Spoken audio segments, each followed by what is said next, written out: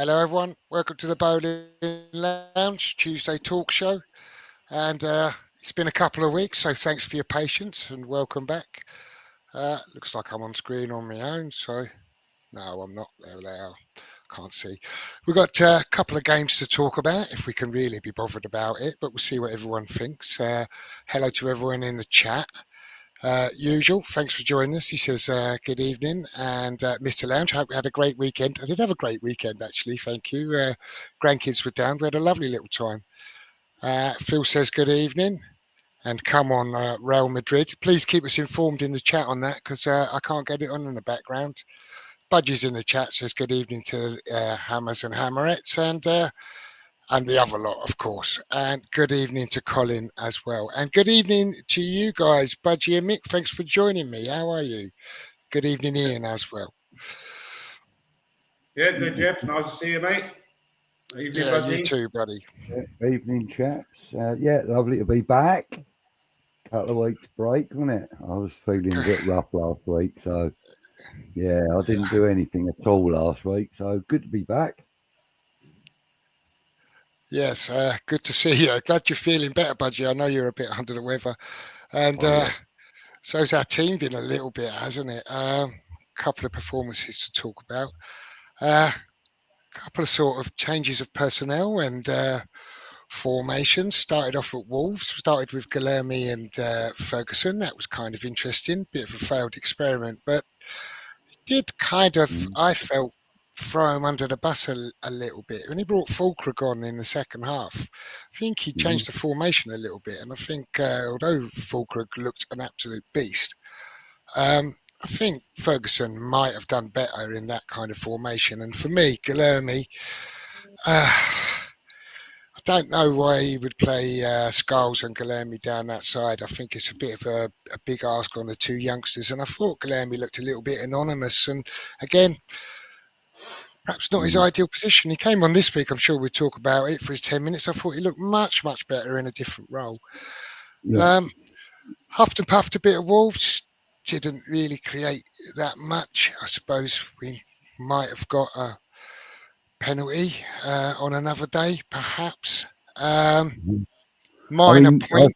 I thought there was a foul throw leading up to the Wolves goal. I thought that shouldn't have kept possession, but can't blame that. We were pretty poor thereafter, conceding.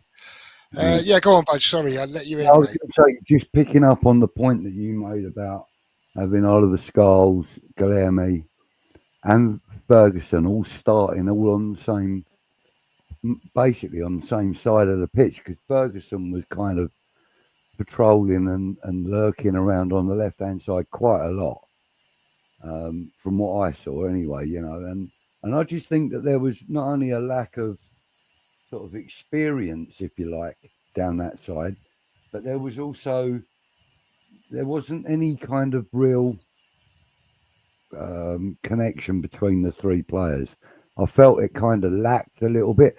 A few more games together, that would probably click.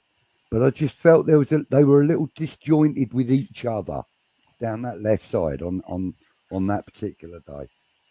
That's all. What were your thoughts on the Wolves game, Mick? Again, Jeff, as I said just before we come on air, they're just a bit of highlights, really. As I said, season's done for me.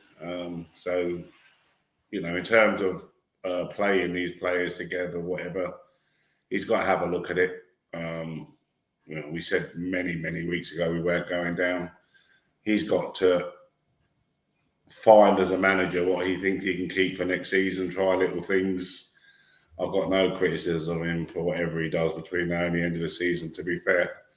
And let's see what he does in the summer, and then take it from there. But as performances week in, week out, I don't think he knows not what he's doing, but he needs to see these players in certain roles, I'm sure. As a coach, he sees things on the training ground.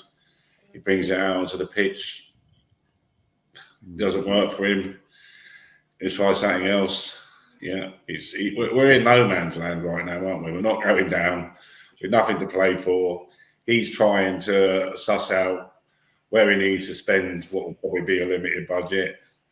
I say the season's fizzled out. The season fizzled out about 4 or 5 weeks ago, let's be honest. Yeah, it's hard for him. It's hard to come on and talk about, for me anyway, personally, it's just hard to come on and talk about performances, players, when obviously he wasn't thrown under the bus because he took the job, but in many ways he's thrown under the bus because he had to pick up the pieces from the absolute mess that he walked into. So it's very hard to sort of say this. Yeah. I mean, in fairness though, Mick, David Moyes did that very thing after Pellegrini. Yeah, but it was different because he had to win. Yeah. He had to keep us up. He's not really had to keep us up. Yeah. So they're not playing under any pressure. They're not playing. I mean, but the thing is, I'm not an advocate of believing that the season doesn't matter, because every point matters. No, I'm not saying it doesn't matter. But what I'm saying is, he's come in to a mess. Yeah. He has, but we're kind of focusing a bit on the Potter thing now. Like, no, we're kind of drifting into the Potter debate rather than the performances on the pitch. I'm not focusing on the Potter thing. You said about playing 3 players down on the left that haven't played together before. I said that's probably his reasoning. Yeah, whether the performance is good or not is irrelevant, because he has to find the way, is what I'm saying. So no, I'm not focusing on Potter. What I'm focusing on is the comments that you made, that you said you played 3 lads down one side that had never played together before. Well, we won't know. Ferguson was down the centre, wasn't he? But down the left side, 2 young lads. He pulled off to the left. But what I'm saying is, if he doesn't try these things, then he won't know. You don't be trying that next August when the league starts. Now's the time to do it. He won't be, because Ferguson won't be here, will he? Well, you don't know that. We don't know for sure. You're right. We don't know for sure, but chances are, the way it's looking. That's all I'm saying. I'm saying, and if changing the subject. The other thing I wanted to say about the Wolves. The other thing I wanted to say about the Wolves game, though, is that I think the players were fairly positive at the beginning of the game. I think the start was fairly positive, and I felt that they kind of contained the game fairly well for the first 12, 15 minutes of the game. I felt they kind of had decent shape and everything, but I just think that Wolves played around them too easily. Yeah. And their midfield absolutely smashed us for the first 12, 15 minutes. But haven't every team, even under Moyes, to a big degree, has played around us at the back and in midfield at times on a lot of occasions? That's what I'm saying. There's no. I know we won something with Moyes. Don't get me wrong, and we finished quite high up in the league. But you could pull out dozens of games where that happened.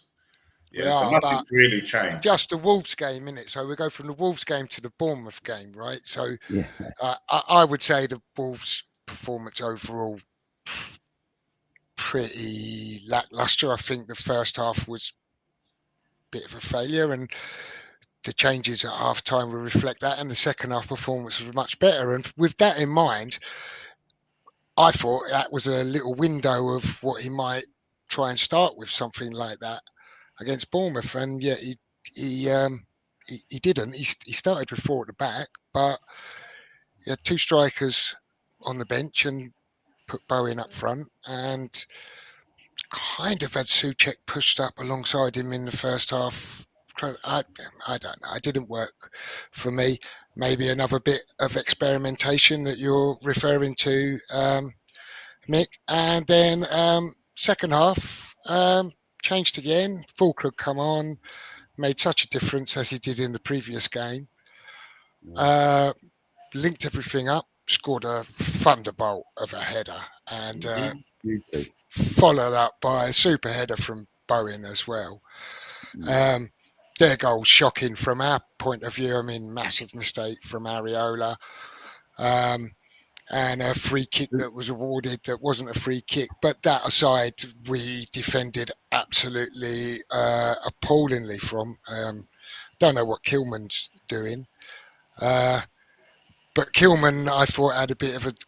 I thought he had moments in the game, but I thought he had a few dodgy moments as well. To be honest, the first minute, not beholding along the other mistakes that he had. I mean, ball's in the air quite a long time, and Evan Nilsson just moves off the back of his shoulder, and I don't know how he can let that over him and get his header on goal. We're lucky not to be a goal down inside the first minute. For me, could have easily been 3 down at half time. Second half, much better from us. And the reaction to that, I've been a bit surprised too, because I think lots of reaction I've seen, at least through other YouTube channels and comments and one thing and another's been really, really positive over that second half. People have been really, really infused by it. But for me, I think that's what we should be expecting. We've got like half a dozen shots on goal, 3 on target. We did some attacking. Like, I think we should be doing that. What's the key factor? The key factor in that is what you said. You know, and I know, and everyone listening to this knows, that any team is built through the middle, centre half, keeper, etc., and then the key player in all that is centre forward. If you've got a centre forward, you can play off of, and it's not Bowen. It'll never be Bowen. Bowen's not a centre forward, in my opinion. He's a goal scorer, but he's not a centre forward. When you put someone up there who's big and strong, then that makes a difference. That makes a difference in any team. You've got a decent centre forward, you're halfway there. Words. You know what I mean, Jeff? I do, yeah. That is one of the reasons why I was just, when I saw the lineup on Saturday and Fulkrug and Ferguson on the bench and Bowen up front, I was just, I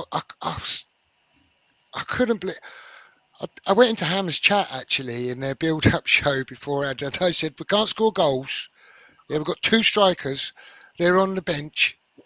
Sounds like a cunning plan, right? And that's exactly how I felt. I just was in disbelief. I know Ferguson didn't cover himself in glory at Wolves, but I'd still rather have seen him for 45 minutes and Fulkrug for 45 minutes if that's all they can manage between them than what he did. But that's just my opinion. I'll be interested. You guys, let me know what you think. And in the chat, I mean, let us know what you think in there as well. Well, I agree. You can't play without a centre forward, any team, So for me, yes, you should have. I always advocate having a proper centre forward. Usual. Mate. Yeah. Good evening to all the people that have joined us in the chat, by the way. I think I understand where you're coming from by saying that you can't play anything without a centre forward, but many teams have done it, and they're not West Ham. Yeah, but what successful teams, and you're going to say Man City, which I get that, but then you've got it's a different brand of football and it's a whole different level of money in football as well. You've got the players to do it. Your general teams, your 99%. Centre forward is essential to the squad of the team. It's essential. You've got to have it. But you don't have to play it at all times. Is what I'm saying. No, what I'm saying. The thing is, what do you mean by that? Can I stop you? What do you mean by that? So for example, there are times when you look at Newcastle, the way they set up. Although they've got Isak, and we know that he's a goal scorer, he's not a typical centre forward. And the only one of their players that's really a typical centre forward in all aspects of the word, really, is what's his name? Callum Wilson. Callum Wilson. Is he still with them? Yeah, he played the other night. He's really the only true centre forward that why would you say Isak's not a typical centre forward? He's not a typical. He's an attacker. He's a goal scorer, but he's not a typical centre forward. He's not the sort of guy that will literally just run a straight line from the halfway line to the penalty spot. He won't do it.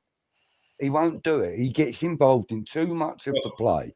Yeah, so do all good centre forwards get involved in all the play. But anyway, let's not go down that road.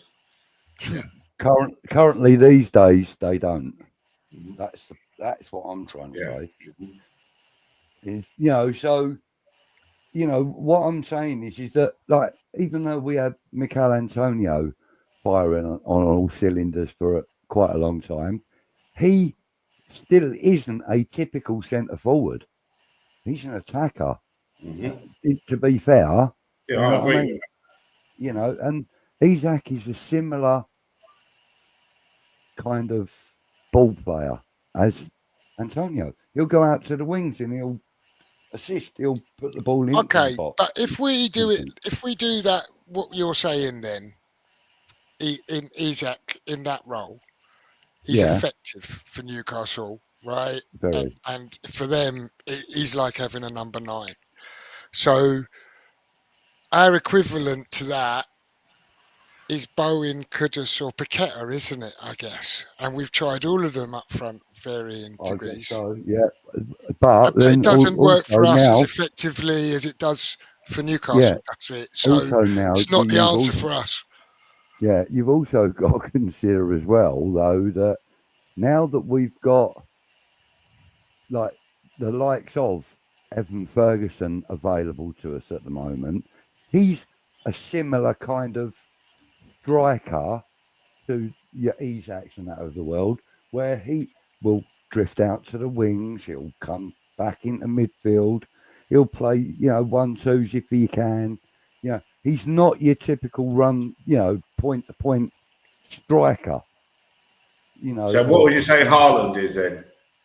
Haaland, you know what? Haaland's really difficult to describe because there It's are certain difficult to games. define, isn't he? Yeah, you watch him, and he is a dot-to-dot centre forward.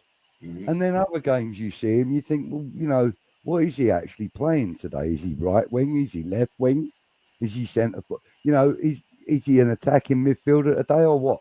Because he does do that. But generally, if you're going to define Haaland, I think he's a dot-to-dot striker. I think he loves to run that central channel, and he does it really well. Mhm. But yeah, we need a striker. So what would you say that can do about that. Delap then? Where would you say he was a centre forward, like a number 9? No, I wouldn't actually. He can play it. He can play it, Jeff. I've seen him play it. But I've also seen him play the Bowen role on the left-hand side. I've seen him play, like the role that Bowen plays on the right.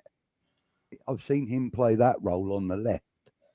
No, he definitely works the channels on that, doesn't he, Delap? Doesn't he just? That's why I was kind of asking, see what your response was. Yeah, he can do the dot-to-dot.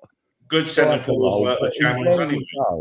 I kind of agree with that, though. See, I kind of would describe Delap as a centre forward, and the fact that he has that movement, is prepared to run and work the channels and do it. I'm on your page. I just think in the Premier League run the channels.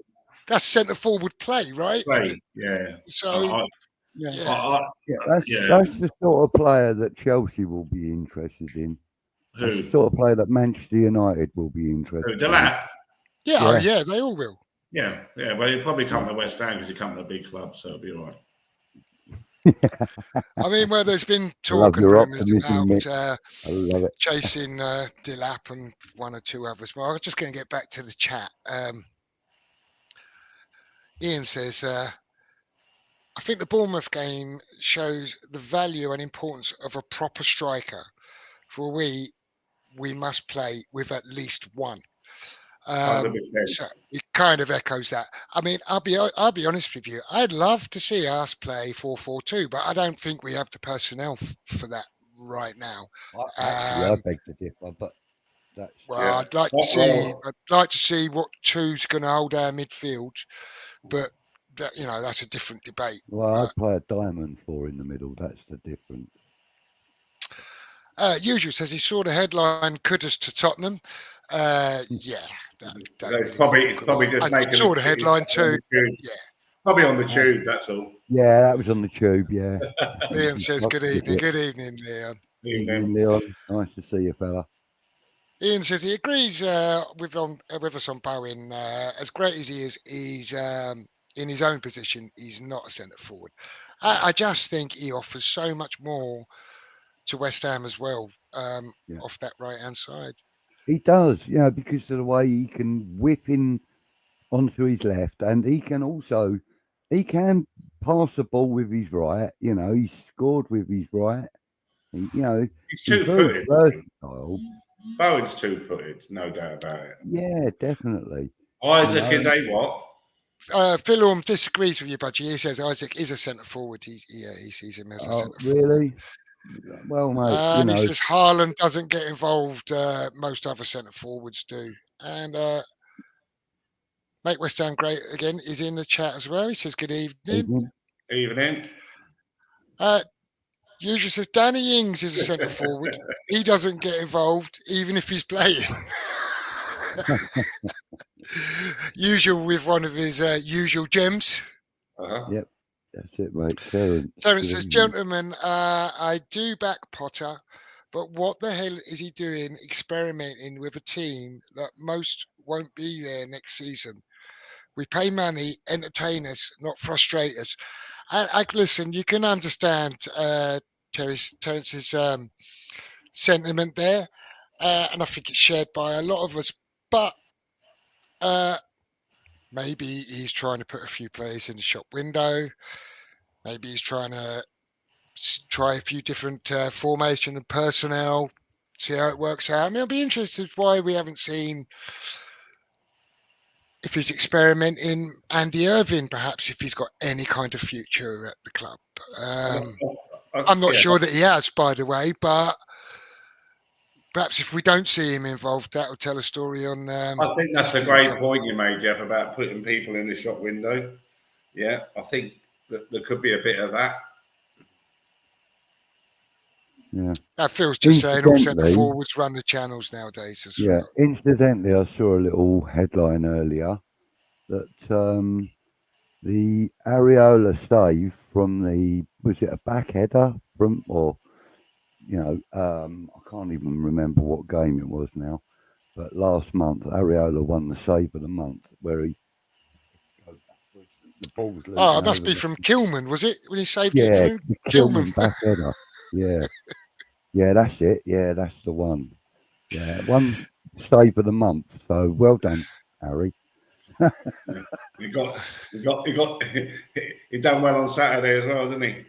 I know. Well, listen, while we're on the subject of goalkeepers, right? There's been a lot of speculation and a lot of chat and suggestions from people that Areola should be let go this season and that we should be looking to replace him. I don't agree. I really don't. We talk about it nearly every week ourselves. Yeah, but I'm beginning to think more and more that we should just leave the goalkeeper situation as it is and extend Fabianski's contract for a year. I'd keep Fabianski and sell Areola and get another goalkeeper personally if I had the choice and we had the budget. But we'll see what happens in the summer. I've got a lot of work to do. Ian says, Haaland is a great centre forward. Strange as it may sound, City don't play to his strengths. They make so many intricate passes and they are likely to recycle through midfield and pass to him. I kind of get the point he makes because you see him, especially in the early days, he made some really, really great runs and they just kind of refused to use him, didn't they? Well, it's interesting that except for when he made his bloody debut, isn't it? And interestingly, his goal scoring record is still phenomenal, even though he's supposedly having a bad season with 28 goals, I think. But I mean, but if he plays, a lot of the times he was doing well, he's missing the key man for him, which was De Bruyne. But who in the world comes to the Premier League as a young lad and opens up his first season with 50 plus goals?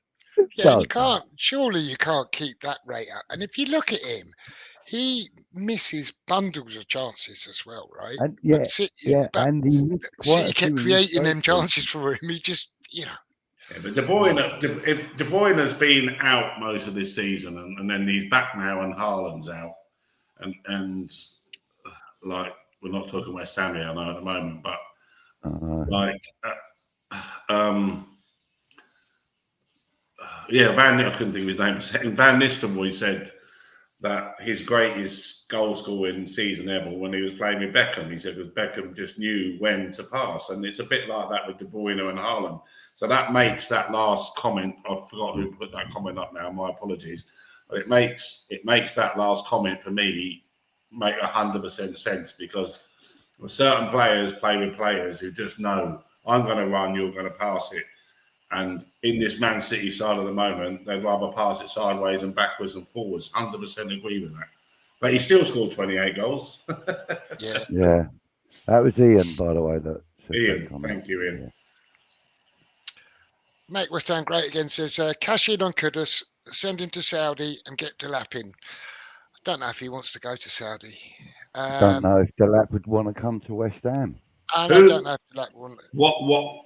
Again, we just don't look. We're just a chat show, and we don't know what's going on. But come on, Kudus is a top player. Can we not sort out what is wrong with him? Yeah, you know we rarely get players coming of that real quality that get rid of him. He's had a shite season. I'm not going to disagree with that. I personally would like to see Chelsea replace Cole Palmer with Delap, and then we get Cole Palmer. That would probably suit me better. Don't think that's happening anyway. I think Cole Palmer would really play well in the Potter. Yeah, again, there's a hell of a player in Kudus. There's got to be something wrong. He's not been happy since Moisey left, has he? Yeah. So he's had one. We all know we've had one bad manager that couldn't deal with players properly, but surely Potter can deal with him properly, right? He's a super player, Kudus. He's a super player. I'll never forget that goal he scored in the semis or quarters, was it? Yeah. In the European game, we were there. Yeah, didn't we? Yeah. It's unbelievable. You don't lose that. You don't suddenly become a shite player. I mean, no. One of my greatest moments and watching West Ham, I stood right behind him when he scored that. Literally, we were sitting, weren't we, right behind him as he made his run. It's a great player. We need to. That's the sort of thing we need to sort out. Why he's not performing. I mean, I've watched quite a lot of footage of him when he was at Ajax as well, you know, and he was not very much different to that most of the time at Ajax as well, you know. They would give him the ball and basically he'd be off. He'd be off. You know, that's what he was if you think about it, when we're talking about when he performed best and was most impactful, it's really when we were at the injection of any pace in the game, when he played for Moyes and we broke at pace. Now, if you look at us, we play so slowly. Everything's slow, isn't it? He gets the ball back to goal, 3 players around him, plays square balls. Don't see him driving so much these days, do you? Yeah. No, but then we haven't. Yeah, it's a difficult one with all that. But if you and again, could be said for like Paqueta and Emerson. They all seem to have stepped off of that, you know, little step overs and going around players. They all seem to have like taken a step back from doing all of that. Well, it's the. Did anyone listen to Gary Neville on Sunday after the City, the Manchester derby? That's exactly what he was giving out about. He said football's become like not good to watch, and it's because of all of that. It's because of no one wants to beat a player, no one wants to be out of position. You know. You know, we was always coached to have a shape when we lost the ball, but when we go forward, you do your own thing, you be creative, you know, get it out to the wide players, get into the box, yeah. Then when you lose it, drop in, you know. But now you're not. If you have to be here or here or here, like a game of chess when you know, and it's Yeah. not. It's boring to watch, and maybe It's West Ham will boring to become. watch. Maybe we've got a chess player as a manager. I hope not. Yeah. But, yeah. No, I agree with that sentiment there about the chess pieces and it being boring to watch, and it is like it's very evident, and we're so slow at what we do.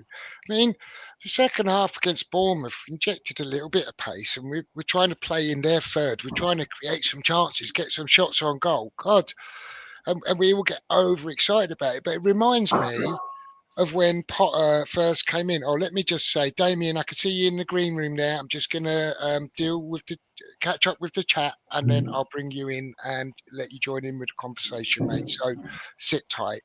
So yeah, it reminds me when Potter came in, everyone got so excited about it because basically we suddenly had a manager that could speak English that we could understand, right? And everyone kind of was like excited about that for That a made a start. change in Moisey as well, didn't it?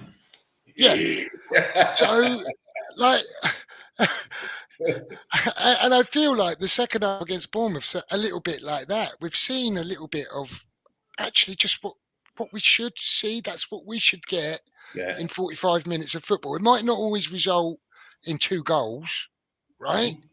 But I don't think keeping the ball a bit of 50-odd% possession at home, 6 shots on goal, 3 on target in 45 minutes of football is like that much to ask, if I'm honest.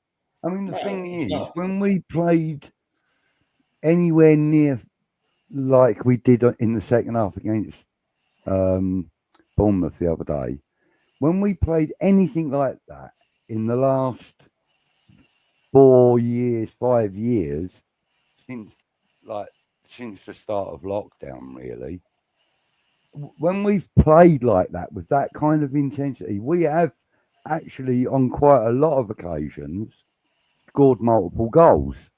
We're quite capable of doing that when we put the pressure on other teams. And, you know, like a lot of those European games would stand testament to what I'm saying. I know they're not Premier League teams, and that's probably why that kind of intensity works so well in them games. But, you know, we were playing, you know, like the Norwich game when Mickey Antonio got 4 goals in one game. You know, I mean, that was all just that kind of intensity that we saw at the weekend. You know, You can't have the trouble with. you know, we were able to sustain it for 50, 60, 70 minutes, you know, but we just seem to be That's the lacking in problem. The problem stamina. is sustaining it with players that can do that, and we don't have the players. You need to sustain that for 90 minutes, like Liverpool do, like Arsenal do. I agree with that. Teams like that, they're not fit enough. I agree with that, by the way. What's that? When Kudus arrived, Moyes had to have his arm twisted to even give him a start. Mm-hmm. I think Moyes kind of did what Moyes does and just does it slowly. And I think everyone was crying out. And when Mo came on, he was really quite explosive. So in the end, he really did have to play him, didn't he? Mm-hmm. Yeah. Yeah, but going back to your intensity thing, like you have, if you look at that midfield, even Thomas, they I will cannot. bring Damien. Sorry, Jeff. All right, I'm going to bring Damien in a minute. I'll just Okay. acknowledge him on the screen. That's all. And I think a couple of people in the chat are preempting Damien's tirade. So with that, let's bring the man in himself. And here he is. Damien, welcome to the Boleyn Lounge on your debut in the Boleyn Lounge. Welcome, mate. What have you got to say for us this evening? Potter out by the looks of it. Yeah, I am. If the rumours of him not getting compensation after the first 18 months are true, then I think the most direct route to success is Potter out. because I feel like. Sorry, let me turn the TV down. I feel like I've maintained this. I said this in the last show I was with you lot. I don't want to sound so down about it, but I said the last show that I was with you lot. I think there is quality in this squad. I just think it's designed for certain managers. I think this squad has still got Moyes' DNA very much all over it. I think it's very much about physicality and being fast on the counter attack. And I feel like if we go the Potter route, I've got a feeling it's just going to be a long old transition and not fun to watch. And I think there'll be people disappointed in him for about 2 years, 3 years while he's trying to get what he wants. I've seen a lot of things I'm not happy with Potter about. I don't like his brand of football. I think it's overcomplicated. I've not been impressed by who he's targeted in terms of transfers. I've looked into them. Some of them don't look ready. I wasn't impressed by him wanting to pay so much for Ferguson, and I just don't think keeping Potter. If the rumours are that that he doesn't get compensation for the first 6 months, is go a different direction. I don't think he's a very good coach. I think he's all right, but I don't think he reads games well from the sideline either. So I'm not a fan, I'll be honest. Okay, Damien, let me ask you something. Did you enjoy the second half against Bournemouth? I turned off. My thing You didn't with watch it though, mate. I watched. I stopped at 57 minutes. My thing is how James Ward-Prowse stayed on that pitch. How he made 3 subs and kept James Ward-Prowse on that pitch, I will never know. He's an invisible man in that midfield. I don't rate him. Or even the Wolves. Did you watch the second half of Wolves? The second half of Wolves. Go on, ask me a question. Did you watch that, Damien? Second half of Wolves, I would have watched, but can't remember it massively well. But yeah. Okay. You're kind of contradicting yourself a little bit because you say it's a Moyes' DNA team. Well, who bought Ward-Prowse? Yeah, I know. Just let me say, yeah. The thing is, they play different styles of football. Yeah. Now he may not be happy with the DNA that's in that squad right now. Yeah. So he may, as we were saying earlier in the show, he may be looking to do things differently with different players. So I get it, what you're saying, 100%. Yeah, what you're saying at the moment, it's not a great watch, but he is the manager. He is going to get given a budget. And if we're sitting here this time at Christmas having the same conversation, then you'll be 100% right? Yeah. But the DNA that Moisey has got, that he brought in, James Ward-Prowse was a big part of that. Yeah, Thomas Soucek's a big part of that. Soufal was a big part of that. Yeah, I don't see them players being players for Potter. I've got a question for you. Yeah. So, you know in terms of the success that come under Moyes, yeah. Yeah. So I'm a Moyes fan, by the way. Yeah. So I would never like. He done a great job. Yeah. So you were all right with Moyes? You were happy? What was your view with Moyes? At the end, I think it was time for him to go, but not necessarily footballing reasons. I think the club and himself had got with the Steadon thing and everything. That was a big part of him going. Yeah, that was where I was at, to be honest. And I think he gave up in the last 6 months, if I'm being honest. Yeah, me too. Can I ask a question? Let me just ask my question, Budgie. Let me just ask my question. So, with the success that Moyes brought, and I thought Moyes done a really good job, to be honest, and I agree with you. I started getting swayed towards the whole Steidon project, so to speak. And you start thinking, oh, the grass is greener and whatnot. And I'll admit, I feel like Steiden can identify a good player, but I think he struggled to balance the squad out very well. I think he could have done a better job in the summer, even though he can pick out a good player. But I think he's still one of these people who needs to work under the guidance of the coach rather than being the person who shapes the entire dimensions of a team. I feel like when he was working under Moyes, I feel like, or at least alongside Moyes, I know there was a little bit of a power struggle there, but I feel like that January, for example, right? That January that we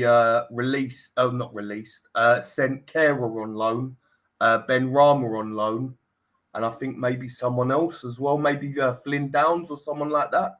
But we sent a few out on loan, right, with a view to sell them.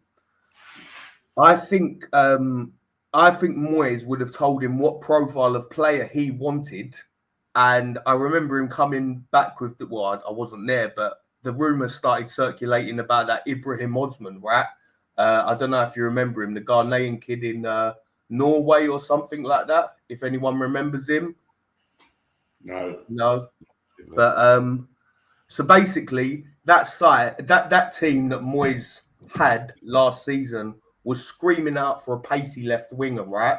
And I could see that. I could see if you wanted to add one profile of player to that team, you want someone going up and down that left wing like nobody's business kind of thing. And that would change the shape of that. It would improve that team massively just with one player, right? And Moyes could obviously see that. And he's obviously left him to his devices, and he's found a little gem in Norway or someplace for like 20 million. Now, I feel like if Steiden was working under the direction of a coach, he would have been all right. But with when he was left to shape the whole team, I think he got it wrong. I think he didn't. I think about the Osman fella, Damien, the Ghanaian kid. Yeah, he was about he went 19. to Brighton, did he? He went to Brighton. Yeah, they swooped him. Yeah, didn't I they? remember now. I remember you talking about now. Yeah. But what I was going to say to you, mate, is with Moyes' success, what was the kind of shape and stuff like that? Like, what were the principles of the side that he built? Is my question. What do you think are the principles of the side that brought us success? Counter-attacking side. Yeah, I agree. And to be, we always dropped into a low block. Yeah. No matter who we played South I End. think a major part of it was discipline as well. Pardon? I agree. But this I is my think a thing. major part of it was discipline. Yeah. Not necessarily him disciplining people. Let me carry I'm on, talking bud. about Let me carry on. discipline from every individual in that It's team. true. But the thing is, right, you're referring to James Ward-Prowse as being a Moyes signing, yeah? This is what I don't understand. The success with Moyes, yeah, come with two big, strong, athletic centre midfielders sitting in front of the back four in Souček and Rice. I don't see how you go from Souček and Rice to Souček and James Ward-Prowse. I just do not see why he thought like that. I do not see why he was all of a sudden happy with Souček and James Ward-Prowse in front of the back four. But he put Alvarez into that mix as well. But that's what I'm saying. To me, the obvious answer is Alvarez and Souček in front of the back four, not James Ward-Prowse that deep. Because I just think with James Ward-Prowse, what he offers you because if you're playing that deep in centre midfielder, if you're a centre midfielder, you're not an attacking midfielder, you're a centre midfielder, yeah? For me, you have to be making good contributions going forward and defensively. With James Ward-Prowse, I don't see what he gives us defensively. Can I just stop you there a minute? Are you talking about Moyes bringing in there, or are you talking about Potter now? Both. I don't understand why. To go back, you had they brought Alvarez in to replace Rice. Yeah, so the initial thought that Moyes had was Alvarez to replace Rice. But this is what I don't understand. And then what he did was he bought Ward-Prowse, and Jeff commented on this many times in Moyes' last season. What the fuck is Prowse playing on the left side of midfield for? Yeah, because that's where he did play. My problem's not with him playing left midfield because, to be honest, I don't think the reason that he played left wing was Moyes' fault. I think what happened that January window, because after January, Damien, we're getting sort of stuck in a little bit in the but past, what I'm really, and we saying, kind of like bring it back forward to Potter. So what I was asking you previously, Damien, when I asked you about those second half performances against Bournemouth and Wolves, because broadly, I agree with you about Potter, not on being Potter out, but we've spoken before and we found it's just quite tedious to watch West Ham under Potter in the last few games in the main. But those 45 minutes against second half against Wolves and against Bournemouth, actually, that's what I can get on board with that, right? So if that's going to be Potter's style rather than what we've seen previously, right? I can get on with that. And then if he gets to sign some of his players and rebuild this squad, then see what happens next year. I'm kind of on with that. Where you've gone Potter out, I'm thinking, okay, so he's had 10, 11 games. What we do, get the next guy in. Does he get to the end of the season with 8 games? Does he get a couple of free games into next season because he's had a pre-season? I know it sounds harsh. I know it sounds harsh, Jeff, but my turn thing into is, Watford. You know? I know. I'm all about consistency, but I am all about consistency as well. I'm very much of the belief of letting one man build his vision, right? And even if that means going up and down a little bit until because progress isn't linear, is it? Like if we're progressing, I don't expect it to be kind of 10th, 8th, 6th kind of thing. It might go up and down a little bit until we progress. But my whole thing is, if the club if they do not have if they have the opportunity to let him go for free, I would give the squad to someone who the squad suits more. Who then? Go on then. We've had this conversation many times on here. You tell me a manager, first of all, that wants to come to West Ham. You lot won't like him, though. You lot won't like him. I know who you're going to say. So who am I going to say? Who am I going to say? You're going to say Mourinho. Yeah, Mourinho. I want Mourinho. Well, I know. There's a man that doesn't like watching football then. Nah, I'm a results man. I'll be honest. I'm all about results. I like seeing West Ham win, and I think people who pretend. I don't understand how people don't enjoy winning. That's what I watch football for. I didn't say that. I didn't say enjoy that. winning. I think people do enjoy winning. Yeah. Listen, Mourinho is typical of a manager, and he's doing it in Turkey now. He causes upset everywhere he goes. Yeah, he'll come in, he'll moan when he doesn't get this money for that player and that money, and he'll blame the board, not himself. His days are gone. Yeah, I'm a massive fan of him, by the way, when he first come to this country, but his days are gone managing the Premier League. I don't believe that. Because he can't. Why is he in Turkey? Because he can play with the big boys in Turkey. He comes to England. West Ham cannot play with the big boys in this country financially. Yeah, and that's what he works on, finances. He doesn't work on like this is my squad, I'm going to make it better. You're gone. I need 50 million for this one and 60 million for that one. That's how he works. He's always done it that way. I don't. What's your views, Budgie? He won the Champions League with Porto. He didn't have a massive budget. No, he didn't have a massive budget. A long time ago now, though. Different game. Like before he came to England, isn't it? You want my opinion on what? On Mourinho? Just okay. You've heard what Damien had to say. So just sort of all, I wanted to just sort of like go back to when we were talking about it being Moyes DNA all over this squad. I think more accurately, it's Sullivan DNA, right? That's how I see it. Okay.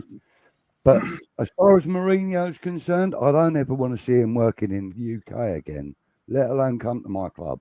No. I think that sounds a pretty concise answer. I don't like the way he demands everything's about him. Nah, not for me. But when he first came, he was different. He was different class, but It's Yeah. it's If like I was told, right, go and find the best manager you can for West Ham, money's no object, contract no object, go and get the manager you want for West Ham, Carlo Ancelotti a beer on the next flight. Yeah, that's unrealistic though. So Of course it is, but then so is Moyes to some degree. Mourinho, I think you mean. Mourinho's. Do you think? Mourinho, Do you think Mourinho's unrealistic?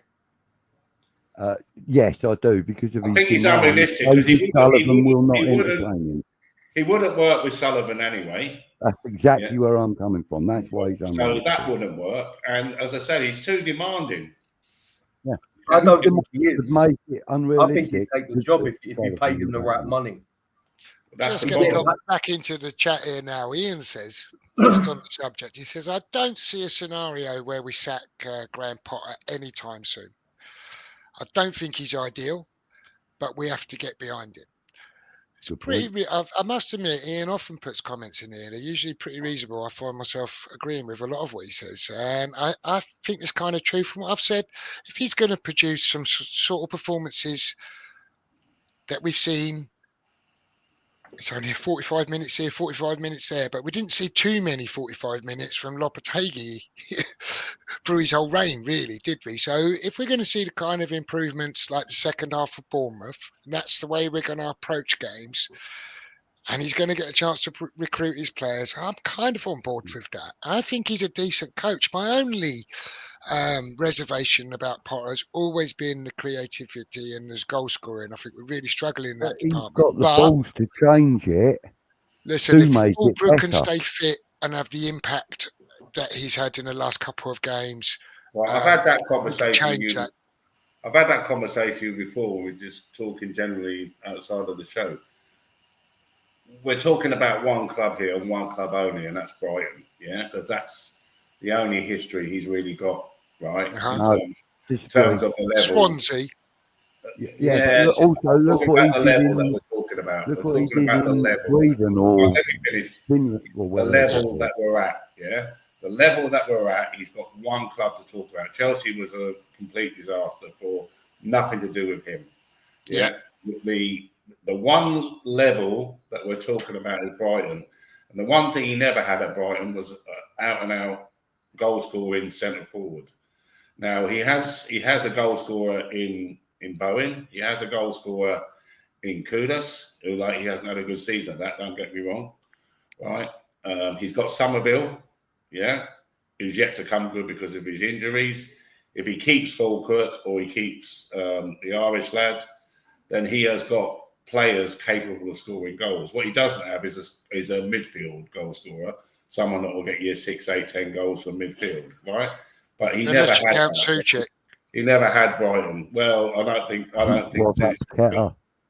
think. Again, he hasn't. What's Paqueta done in the last 18 months? Let's be fair. Yeah, what's Paqueta been able to do with all of the weight he's carrying around? Yeah. I'm not saying. I'm not. I'm just saying. If you look at who come next summer, who would be his goal scorers? He never had that at Brighton. So again, it's as Ian says. They're not going to sack him anytime soon. Get behind him and see what he does. Yeah, because there are no managers. We could have a whole 2 hours here talking about managers. Yeah, there are no great managers out there that are going to come to West Ham that we all think we should. And there's probably managers out there in 18 months, 2 years' time who have come forward with a look at like Iraola at Bournemouth, who we played on. Do you think he'll stay at Bournemouth next season? Not a hope. He'll go to a massive club. Right, and it won't be from. I can't remember who it was he came from now. Fiorentina? Yeah, he comes from Spain. He comes from Spain, not Italy. But anyway, what I'm saying is, that's our manager. He's a good manager. He's proven himself at Brighton with a very low budget. He's good at bringing young players on. He's got goal scorers in the team. Give him a chance, yeah? Because there is no long list of managers. If West Ham's vacancy was tomorrow, there'd be a whole host of managers. We'd sit here and go, don't want him, don't want him, don't want him. So Sean Dyche and Gary O'Neill would be on the list, right? That's the worry. Exactly. Because that's, unfortunately, as big a club as we are, yeah, we just seem to struggle to get coordination between the board and the manager. Yeah, so somewhere along the line, the manager has got to put his own team on the pitch and see what he can do. I've said it before and I'll say it again. I still think there's unfinished business with Zola. I think we should just Not get even him managing, back. he's just a pundit these As days. a Isn't he? manager, I yeah. don't know what he's doing. I think he's better Mate, suited to listen, it. he started getting us playing some lovely football. Ian says, leading on from his last comment, he says, our midfielder's been broken for so long. Let's see what he can do when he puts his own stamp on the midfield. I have a feeling things improve at that point. I have to say, 100%. I kind of agree with that, right? Our 100%. midfield's a real problem. If he can fix that, it changes the dynamic. It was a problem when Rice was there. Yeah, it was a problem when Rice was there. It's the players that you put around them. I said it earlier on. There's no real energy and fitness, and I mean fitness in that team. You'll see them struggling last 20 minutes all the time. Yeah, trying to get back, trying to get in position. Yeah, they make so many substitutes, and they're usually in midfield because the players are fucked by the time they've done 70 minutes. Yeah, it's an age in midfield with no pace. It's a terrible combination. Leon's response to you, Damien, is that he feels that there's too much drama with Jose, so I don't think he'd be on board with your choice. What about the lad from he played for England a couple of times? I was trying to think of his name in the last 5 minutes, but someone will put me right in a minute, I'm sure. That's playing in France at the moment. Young kids. Angel Gomez. Come from Man United, went to France. Angel Gomez. Gomez, that's him. What's your feelings on him, Damien? Not for me. No? No, surprisingly. Just not for me. In that situation of free agents, I think Jonathan David is the prize there. I think Angel Gomez, I said this somewhere, I've got a feeling he'll be pretty unspectacular anywhere he goes, but that's just my opinion. If someone, I don't wish bad on players. I'm not one of those ones, but I just he's not for me. I'm a bit like Moyes. I like physicality. He's a tiny tot, and he's a bait. He's very. Supposing you put, just as an argument, supposing you put Alvarez as a holding midfielder with him playing in front of him and then doing his stuff. Yeah, he's great. I like two in there. I like to have two physical ones. I like two physical midfielders. I wouldn't be massively won over by Angel Gomez personally. I was saying on Ross's channel, in my opinion, the prize in that free agency situation is Jonathan David. Although I do have a problem handing 25 million quid straight to a player's hand, though, rather than a club. I think it sets a bad, because that's the situation, isn't it? They're trying to pay him. You'll have to forgive my ignorance here. Jonathan David is who? So Angel Gomez, Canadian the player striker. you mentioned, Angel Gomez, and another player who's highly sought after in Europe called Jonathan David. He's a striker. They've both run their contracts down at Lille. Lille. He's at Lille. I was also saying his name doesn't register with me. Okay. But West Ham was supposed playing for Dortmund or someone like that. I think it was Dortmund. Jonathan David. He was in the German league. No, he was in. He played for Genk or someone like that, and then went to Lille, and now has run his contract down with them. Was it Genk?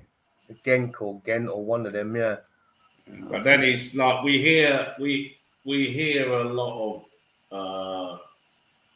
If you go back to start of this season when they were bringing in Rodriguez and players like that, and everyone going, "Wow, it's the best window we've ever had." It's actually probably the fucking worst window we've had, because when these players come into the Premier League and they find it's the toughest league in the world, suddenly they don't perform. Yeah. The reason I say Gomez because he's played all right, Lille's not at the very, very top level, but it's a pretty good level. But he's played for England with absolute composure. Yeah. And He looked like he belonged there. That's all I'm saying. He looked like I get it. I get the attraction. I just think the Premier League is a lot more back and forth than international games, especially England. England in that 70%. It's slower. It's definitely slower. It's all that. Yeah, it's definitely played at a slower pace. I'll be back in a sec. When it bursts into life, it really does. Yeah, he's That's not a great for me. comment under there, Jeff, from Leon. Yeah. Sorry? Leon's comment's a great comment. Yeah, absolutely. Yeah. He's referring to Potter, I presume. Yeah. He says, compared to the other two managers, he uses academy players, changes subs quicker, and will switch tactics if they are not working. So he's able to adapt. And I think that's a fair comment. I love the way he's managing Skulls. I think there's a slightly differing opinions on that in the fan base, but I think he's doing a pretty good job with him myself. I like the way that he's getting him starting games in front of Emerson, but Emerson's backing him up. They're both getting their minutes. He's had a couple of difficult games, the last couple of games, which is going to happen to him. But I think he's looking after him really well and giving him plenty of minutes. I really, really like that. And I don't think we would have seen any of that under Lopetegui. And I'm hopeful that Potts might get similar treatment next season when he gets welcomed back into the fold as well. I just want to mention this guy in the band, a Big Decider band's in. Thanks for joining us, Lee. You music guys, go and look him up on YouTube. He does a bit of his own stuff. Give us some feedback. Let us know what you think. And he's suggesting Carrick as an idea as a manager. Be popular amongst portions of the fan base, that's for sure. Young manager, doing quite well at Middlesbrough. He could be one for the future, but he won for now. At Middlesbrough, he's kind of in the same position as West Ham are in the Premier League, where he hasn't got the budget to compete with the big boys, if you like. Yeah, and financially, I'm talking big boys, not size of club. You know, he doesn't have the budget, and he's doing okay. Yeah, and he's an international. He was a super player. It doesn't make him a great manager, but he was a super player. But yeah, again, until he comes in and he's tried, no one knows. Yeah, there's no other Premier League club since he's been at Middlesbrough for the last 3 years is banging on his door when they set their manager, is there? I'm not saying he wouldn't be good, by the way. I'm just saying there's no one banging his door down to come and manage them, are they? Ian says, Alvarez and Gomez, that would do for me. One brings the energy and the other enforces. So Ian's on board with that. Yeah, I just think he would be a good buy for us personally, but you don't know until he comes and he plays. And he also agrees with Damien that David's a fantastic player, full of pace and goals, which is why we won't get him.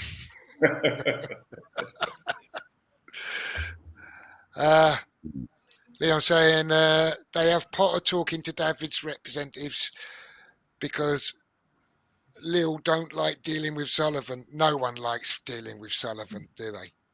Well, we've got haven't we got someone in there that's supposed to do that other than Potter? Have we just brought his man in, haven't we? What's his name? No, he's not been employed apparently. No, I saw a Hammers Chat and a West Ham Network video, both of them saying that currently David Sullivan is the man that's our director of football. Oh yeah, I saw that. Technically speaking, and that's the way it's going to stay, is it? Yeah, I well, think so. for this season, yeah, at least. All right. And we're talking about like closed window season, part of the season, so let's not worry too much about that. Mm-hmm. Usual says, be thankful. We could have ended up with Spud's manager, Aussie Idealist.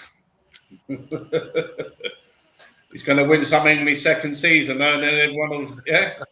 You never know.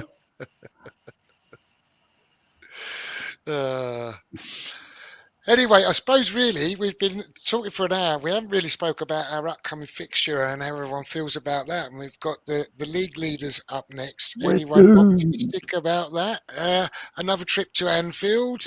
Anyone feeling good about the weekend? I'm not sure you will be, Damien. What's your thoughts? We'll start with you. We haven't had a word for a little while, mate. Chip in, give us your ideas for the weekend.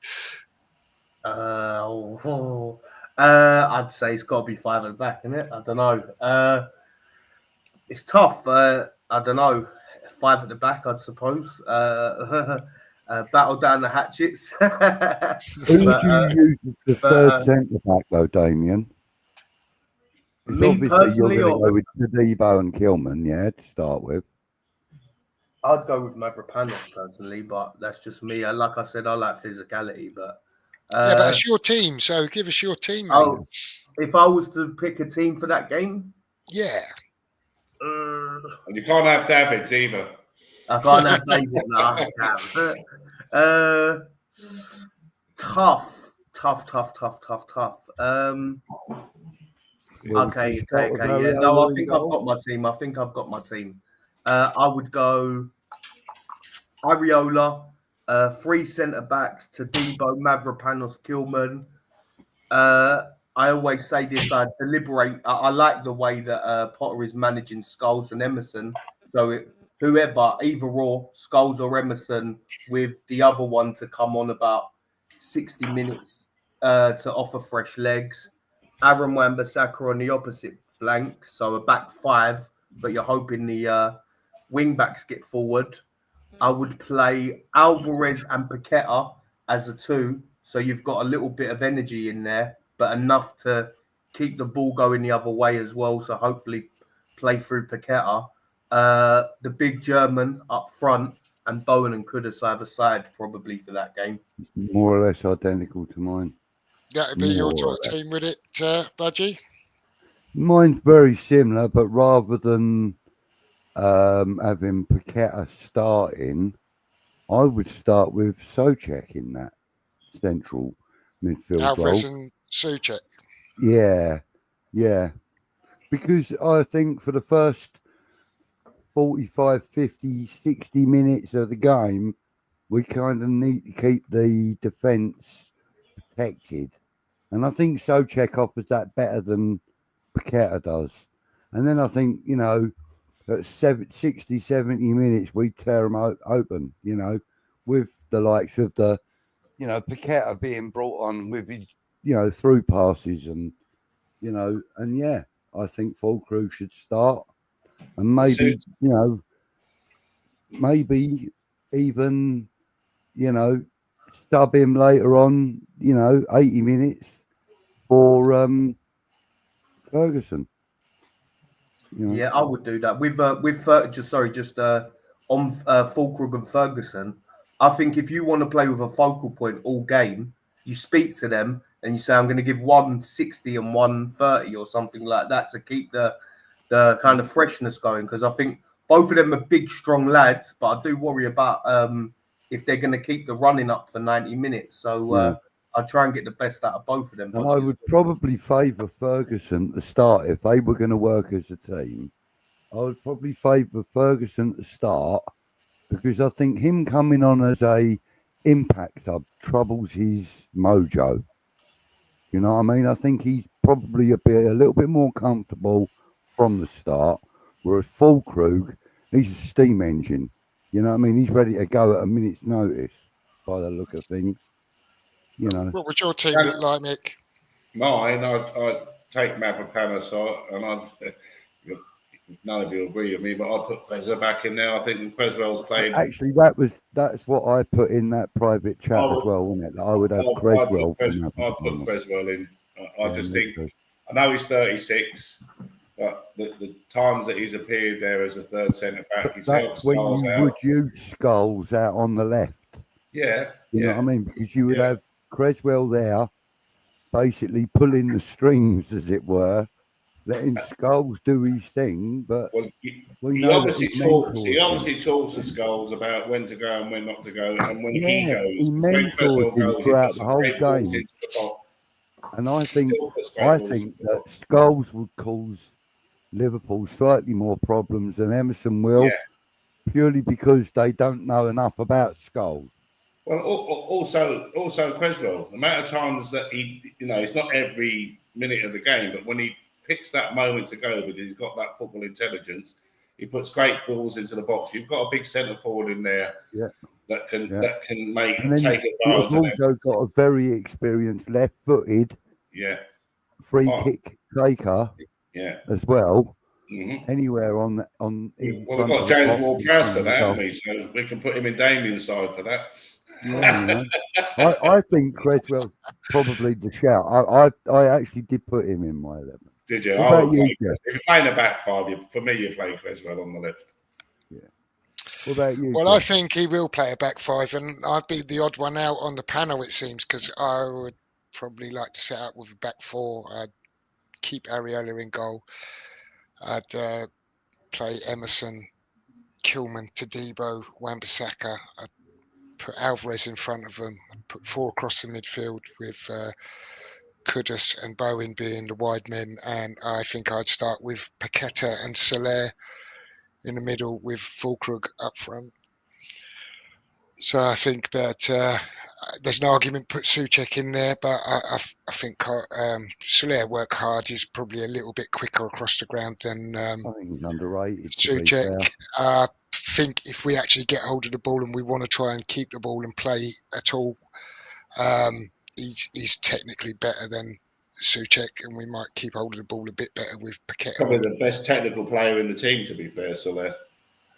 Yeah, so he's more likely to go forward, isn't he, as well, I toyed with putting a five at the back, but I want four. The trouble is they play at times with four up front. They don't care. Yeah, I can see the benefits of playing exactly that formation, though, Jeff. With those players, I can see it. I can see it really well. I just want Kudus and Bowen to just give us the width. I also think they help to give her a bit of cover to the fullbacks because they're going to come down those flanks. So I just think you're kind of doubling up down the flanks there, going forwards and coming backwards, if you like. And got a chance to get some delivery into the box. And look, at the end of the day, two crosses into the box at the weekend. Scored two goals, right? One's a dead ball cross, but two crosses, two goals, headed goals, right? Yeah, he needs Van Dijk needs putting under pressure. It showed on Fulham game. You put him under, he's a class player. Don't get me wrong, but when his fullbacks, which is Liverpool's weak spot for me at the moment, especially Robertson, he's lost a little bit of what he had. I think he could be taken on constantly during that game, Robertson. Ian says he'd settle for being competitive at Anfield. Don't turn up scared and lose by 5 with a whimper like we have previously. Let's give them a game. And talking about scores, I guess after we've given up our teams and our thoughts on it, we ought to give our score predictions as well. Usual says Salah has done fuck all for the last few weeks, so my money is him scoring a hat-trick. It's the West Ham way. Absolutely. And Ian's asking, what do you make of Todibo? Clearly he's a player, but he can't seem to last an hour. Surely it should be fit by now. Yeah, I kind of like it's a bit concerning. When he first came in, you could understand people were clamoring for him to play actually, and I was saying that I don't think he's fit. I don't think he hasn't played a competitive game for a number of months. And he took his while to get his fitness, and then he picked up a couple of injuries. But as Ian says, he doesn't seem to be able to play over 60 or 70 minutes. And anytime he goes any longer, he's really blowing out, isn't he? Yeah, it's a robust league, and it's as I was saying, when you going back to the earlier comment about the great window we had, these players, any of these players that Potter may buy, he needs to think about the robust of the players that are coming in. Can they handle the Premier League? Because it's so far different. And if you look through the Premier League, just how many players have missed so much of the season, even Saka, who didn't miss a game for 184 games, when he was out for 4 months. You know, it's Bowen with his foot, Fulcrook with his what did he have, a hamstring, wasn't it? Yeah, Somerville with his hamstring.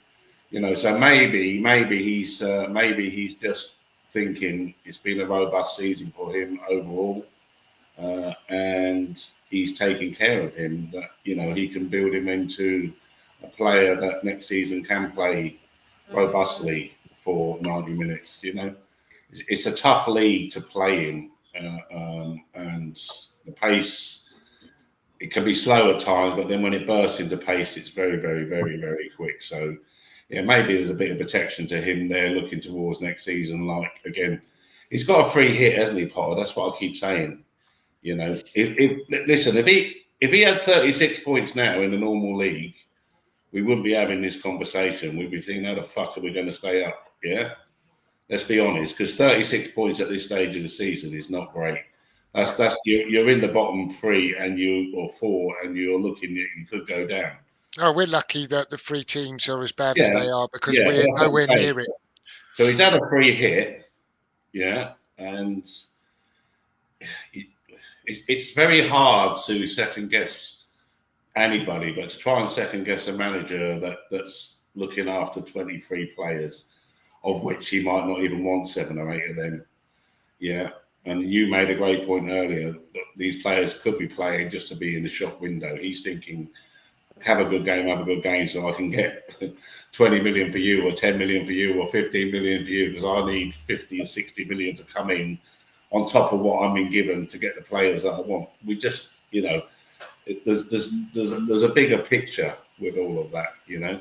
As I said, if it was 36 points, we would be absent Arsenal winning 1-0. We would be having a different conversations, and that's what I'm saying. Come Christmas, when we're sitting here, or the New Year, when we're doing a show in the New Year, please God, we'll know better by then. Yeah, but right now he's on a free hit, and he could have a million combinations going on in his head about what he wants to do next season. So, yeah, and then it has to come to fruition, because who's going to buy Rodriguez, for instance? Because he's not going to be there, is he? I think there's rumours that there might be Spanish or Argentinian clubs in it. So hopefully we get. What you get for him, Jeff? You know what in real terms, pennies, right? Yeah, but what are you going to get for Mavropanos? What are you going to get for Soufal? What are you going to get for Soucek? You're not going to get anything for Soufal, because he's like going to. No, that's what I'm saying. When you look at it, yeah. That's a conversation I think for another. No, I'm just saying, but that's the reality of, you know, what is he doing by not playing him? He maybe just wants to keep him for next season. That's what I'm saying. Maybe. Who's this? Usually not saying Rice scores. It's a absolute rocket, he says, and Ian says, "Christ, that is a good goal." So, have you seen it, Budgie? I ain't got it on, so I haven't seen it, but my WhatsApp group just went nuts, and they're all saying what goal. So I see you've put your prediction 3-1 in the chat, Budgie. I did. I was going to go 3-2. I was thinking that we might score twice, but chances are we'd be lucky to bloody score at all at Anfield. I agree. And I have a funny, real sneaking suspicion that the only goal that we're going to get will come from a set piece, and it will be a Kilman header. That's my thinking.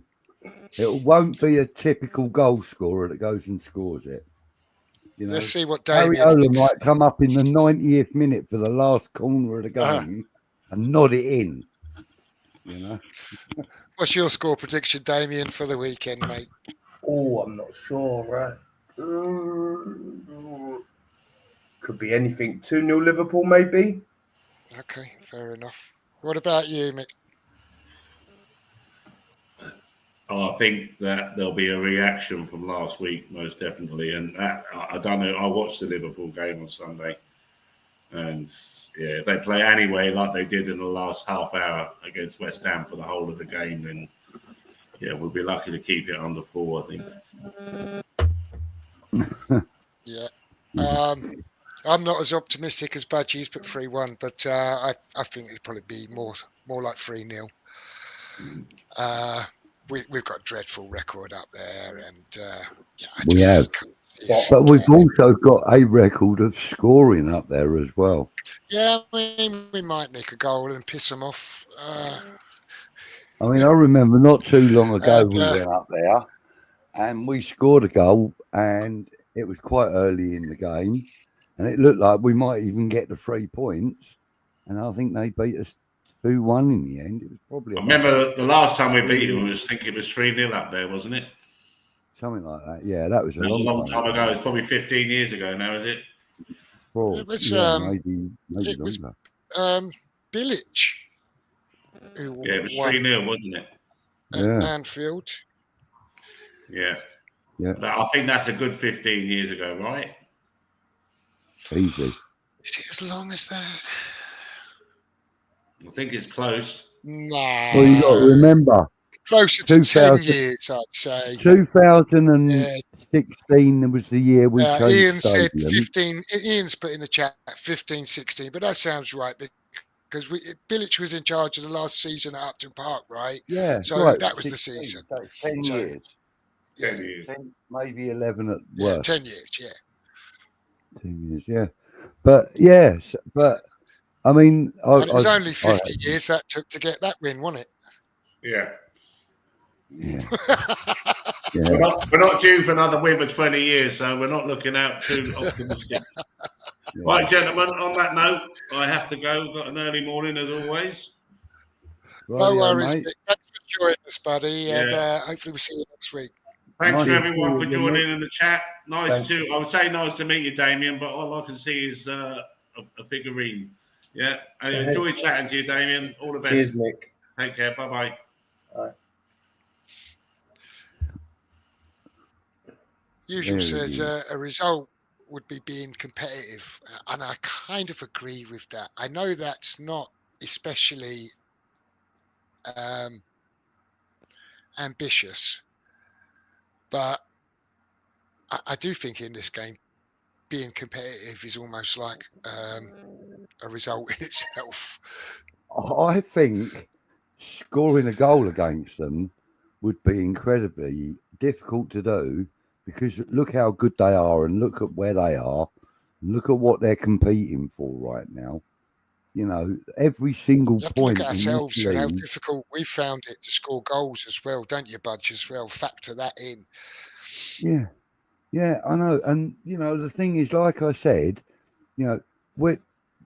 historically we've been pretty good at scoring from set pieces, whether it be directly from that set piece or from like a bit of ping ponging in the box or something. Well, it won't be a penalty anyway. No, but we've always been reasonably strong in set pieces, away from home particularly. So, you know, I'm kind of banking on that, if you like. I'm kind of relying on us getting a set piece at some point during that 90 minutes where we can threaten the goal. And if we can do that, I'm pretty sure that, you know, we'll get a goal. And if we get a goal, that's more than I'm expecting. Well, I say more than I'm expecting, more than I would expect to get at Anfield while they're so strong, you know. Phil says JWP will break the record just to cheer up Damien. Hope so. Mind you, if he scores a free kick, you won't be too upset, will you, Damien? To be honest, if he scores it, I don't know if it's going to mean any points, but he's had enough attempts, hasn't he? But not a fan of James Ward-Prowse, I'll be honest. No,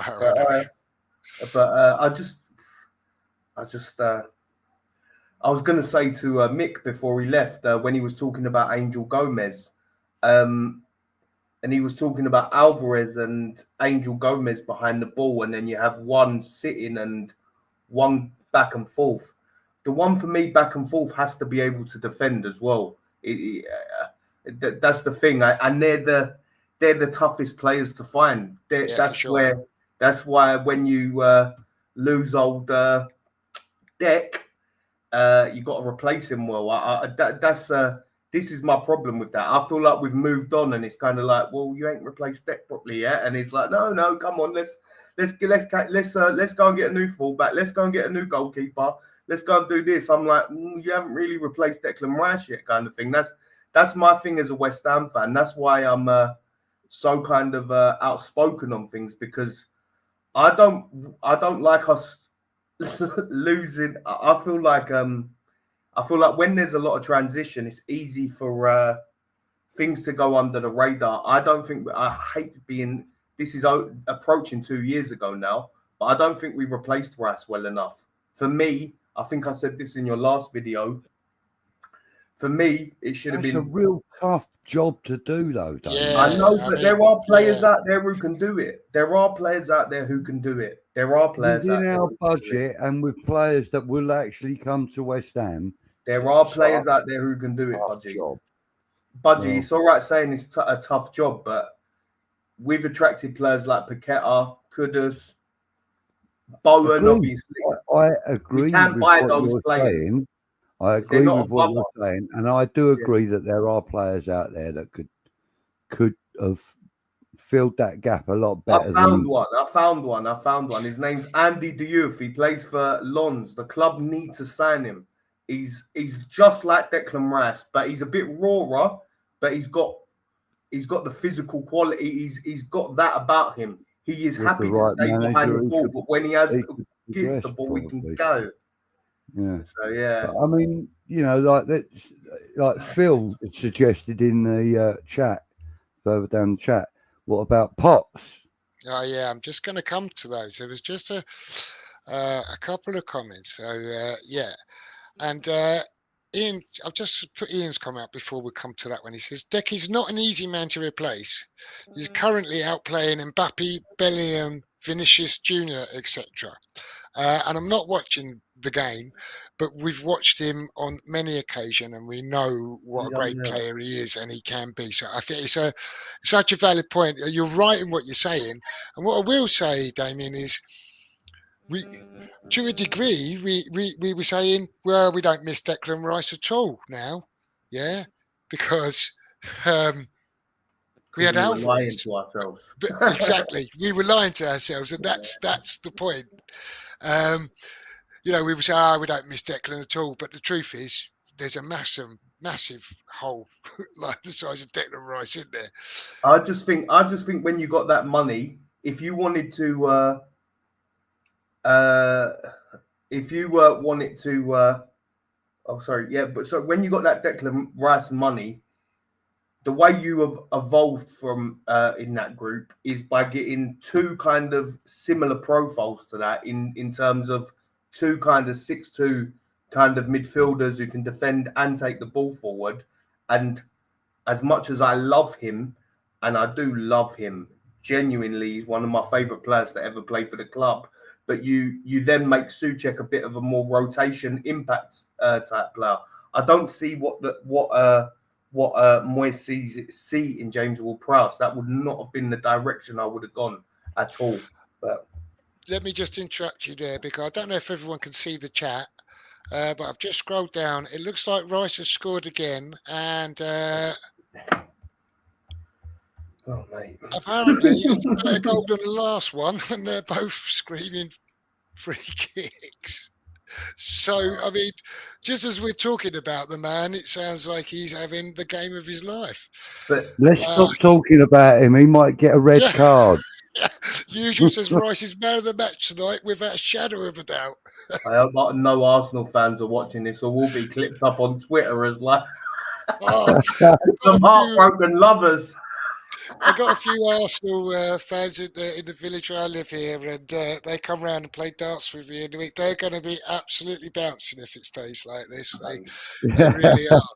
But getting back to Phil's point, he was asking, what's your thoughts on Potts next season, Damien, if you like big and physical? What are your thoughts on? Potts. My thing is similar to Jeff. I would give him the Scholes treatment personally. I would integrate him in. I'd build him up pretty much. I'd get him used to the Premier League and see. Yeah, you over wouldn't the want to course. loan him then. You'd want to keep him No, and I want integrate to him keep into the him. side. My thing with Potts is the club. I'm a big believer in that loan system. I feel like once you graduate from the academy, like I was saying this on West Ham Network for a good year and a half now, in the comments and that. The problem that the club have faced with integrating youth is it's different now. Graduating from an academy in most cases to be immediately Premier League ready because the Premier League is so Really competitive now. Really difficult. So the way you do bridge that gap is rather than assess these kids at 18, 19, you assess these kids at 21, 22. So when they leave the academy, they go and play League One, and then the year after that, they go and play the Championship. And then after that, then they have a taste of the Premier League, and you can assess if they're Premier League players at 21, 22. For me, Potts has done that, and he's come out shining in both those situations. So he would have been assessed at League One, 10-10 marks, assessed at Championship level, 10-10 marks. Now go and show you're ready to be part of a Premier League squad. I do highlight the word squad, though. I think I'd have him as part of the squad. In terms of recruitment, so to speak, or just looking at midfield as a whole for the summer, my process would be, if I was in charge, I would keep Souček and Alvarez. I would sell Irvin Rodriguez. So I'd try and cash in there. I'd promote Potts, and I'd buy one more midfielder, and I'd be kind of playing around with those four across all competitions. So maybe wait to give Potts a full 90 minutes in a cup game, and then start integrating more in the Premier League squad. But I think I feel like this with Scholes. I feel like because Scholes is developing, you can start thinking about Emerson as an asset now, rather than someone that you have to hold on to. With Potts developing, I think you start looking at Irvine and Rodriguez as people that you might want to get some cash in and try and actually improve the quality of the squad, rather than just have kind of cover, because people can be romanticist about Irvine or say whatever they want about Rodriguez. As badly as we're playing at the moment, neither of them are even getting into that team. So that's what I'm saying. Like, it's all good pointing out, oh, Kudus has played rubbish. There's players in that group that don't even get in the team still. You know what I mean? So if they're rubbish, how rubbish are the other ones? But so I would definitely include Potts in my Premier League squad next year for sure. I definitely wouldn't be banking on him to drive the midfield next season, but I would watch him. I would like him to be part of the squad and see with my own two eyes in a Premier League environment what he really has to offer. But like your man said, he is of that profile, isn't he? He's tall. He looks like a good athlete, so I'm about that Potts life. I like him. I like Potts. Yeah, he's I'd be quite happy. Unbelievable. Can't keep up with the chat, Damien. Ian says, well, it was 2-0. I didn't want this result, but I'm pleased for Deck. I think we always knew he would hold his own at the highest level. And then it goes, usual says, fuck me, 3-up. So it looks like Arsenal have scored again. Phil was asking where you'd play Potts, but I think you covered all that, didn't you? And he's saying Arsenal are 3-0 up. It's unbelievable. I did not expect this result to. I haven't watched any of this game. I knew My they Arsenal wouldn't pals fold, will be unbearable now. I knew they wouldn't fold. I knew they wouldn't. Oh, mate. Listen, I'm surrounded by Arsenal fans as well. Don't worry about it. My dad and brother are Arsenal fans. I mean, I've got one Arsenal fan in the family, but I don't see him very often, so I'm all right there. everybody Yeah. in the Phil pub says says that. West Ham are performing in Europe without even playing in Europe. Fair play, Dick. Yeah. And Ian says this is seriously impressive from Arsenal, and I wish I could have got a stream in the background here, but I don't think this is connected to the Wi-Fi, so I haven't been able to. And it looks like I've had a look at missed Deck's a 2 free cracker. kicks, and they are both phenomenal. Yeah, Mark says they're all good goals. Yeah, Who got the third one? unbelievable. I don't know who the goal scorer was. Perhaps the chat will let us know who it was.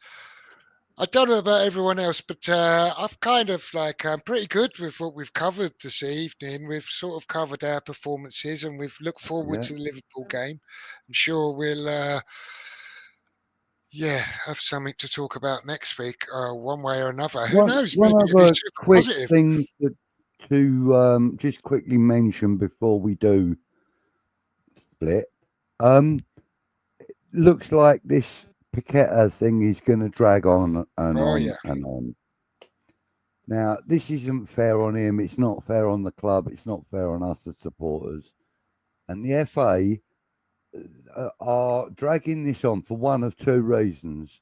Either because apparently they've offered a deal, a shorter ban or something. I don't know. Or that's rumours or something. I don't know. But well, anyway, I did something see that, doesn't Budgie, smell and I right. also saw that that was flatly denied as not being true. Right. So I did see a story out there that said that there was a deal offered, and then I've heard another story that says that's not true. Yeah. So Well, that's I clearly don't know. Take your pick. media How talk. do you know Isn't it? what's true Yeah, and what ain't? it's media talk, isn't it? You know, Yeah, somebody decides that would be a great story, they say it, and then all of a sudden it's viral. You know. So, but the thing is, though, it is taking a long time. It is going to drag on for a while, and in the meantime, he's free to play. yeah. Which means that he's got to be in the right frame of mind. He's going to be I think free he's to done play. well the last couple of games. I Actually, think he's done really well, and fair play to him. But I think that will also help to settle him and obviously the players around him. You know. So yeah, let's hope so. it's kind of like positive that it is dragging on, but there When he is also performs, the he's a negative. really fine player, right? Yeah, of course. But when he goes missing and just throws himself around and plays careless passes, especially in the wrong areas, right? He gets on your tits, doesn't he? I mean, he's had the referee have to have worked with him since his trial started, hasn't he? You know, he's seen yellow since that all started up. So it's not like he's changing character very much. It's just, the actual performance levels aren't quite there, or haven't been quite there. I think the amount of change there's been for in this team over the last couple of years. We've put both of them are Lopetegui and Potter are both tinkerers, aren't they? I think the best we've seen out of Paqueta is when Moyes just played him behind the striker, and he just But the thing is, he can't get on the ball as much as he likes to. But thing is with Paqueta, even under Moyes, first 6 months he came, he wasn't all that, was he? Then he had 6 months when he was mustard, and then he had 6 months where he fell off a cliff. So he sort of had a bit of a roller coaster throughout West Ham, didn't he? He was good at the beginning of last season, I remember, but that was when I was surprised. That's when I was most impressed by him as a kind of human being, because when one thing you got to give Paqueta massive credit for as a boy, you know what I mean, as a young man, he's never bottled it with all this stuff going on. As he turns up every single week, doesn't bottle it. He still plays his game, still with the theatrics. Yeah, he shows strong character that way. Hugely strong character. He's a bit he's a bit of a flawed genius, and he Paqueta. I think he's a couple of we've kind of sandwiches got a short of picnic. long history of flawed geniuses. Yeah, we Can't have have too many of them. You know? No. No, Like Sam Greaterson says, at any one time. he will leave even if he gets off. The FA have been out of order dragging this on. Should have been dealt with ages ago. Yeah, I mean, I don't know. We don't really know they've held their investigation. Whether it took too long or not, who knows? They're having their hearing. Whether that's taking too long or not. Thankfully, it seems like we might get an outcome in the next few weeks. And I hope that he hasn't done anything wrong, not just because he's a West Ham player, partly because he's a West Ham player, but actually, I think it's quite important for football. Yeah. Actually, there was suspicion, and it's been investigated, and they've looked all the way into. And guess what? No, there wasn't nothing there, and there's nothing to see. That's better than actually it's all bent and the game's compromised. So maybe I'm being a bit rose tinted about that, but that would be a better outcome for me than. Yeah, but I mean, just imagine if that had been, let's say, for argument's sake, Vinicius Junior, or or I don't know, any one of them, any one of the South American superstars, that are going for ridiculous money to clubs. Imagine if it had been one of them, and it would have gone well out of proportion, even though this has, I think, because he's at West Ham United and he's not what you would consider to be like the next Brazilian god player, as it were. I think because of that, I think a lot of the limelight has been relatively mild for it. I mean, there's been headhunting, but not as bad as it could have been. Yeah, no, I'm talking that in the media. Have you got a show this week, Budgie? Yeah, we're doing Old School Hammers tomorrow night. Okay, cool. 10 o'clock. I don't know if the West Ham review is happening on Thursday. I think Tony's busy this week. But if it is the case that he's doing it, then I'll be on there. Cool. If he's not, I will replace it with something on Green Street Elites, perhaps. No worries. So everyone in the chat, keep an eye out for that. I don't know. Content from Budgie. And I'd like to thank Damien. Thanks for joining us, mate. Coming on, giving us your views. And of course, everyone in the chat, thanks for joining us. Hopefully, we'll see you all again next week. I did see that Mama Flossie was in the chat. Yeah, no, it was lovely to see her. I got to say hello to her, but hi, and everybody else that's been in the chat, thank you. Been good. So, thanks to you all, guys. Hopefully, we'll have some positive things to say next week. But if not, we'll have a bit of moaning to do, won't we? Make a change, won't it? Good night, all. It'd be nice to be wrong about the score lines, wouldn't it? Wouldn't it?